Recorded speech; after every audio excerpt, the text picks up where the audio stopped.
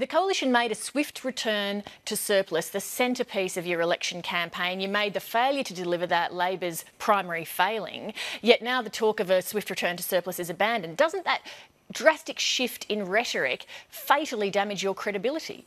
You've got to be realistic about the challenges that you face, and what is in this document is a reduction in the deficit from some 2.3% of GDP down to 0.7% of GDP over the budget and the forward estimates. But you're not addressing what I'm asking about, the change in your you're rhetoric. asking me about politics, Leigh. You're asking me about politics. What I'm talking about is what is actually happening with the budget. Politics frames everything.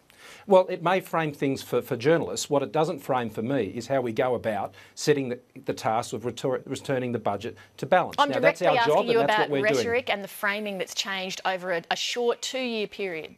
Well, reality is reality, Leigh, and we're confronting reality, and we're dealing with the reality of what's happening globally and what's happening domestically. And what is in this statement today is a very sober, very honest and very patient statement which says we will return the budget to balance, not as an end in itself, by the way, but a means to an end, and the end is jobs and growth. And everything we're doing, whether it's in fiscal policy or innovation policy or infrastructure rollouts, it's all about jobs and growth.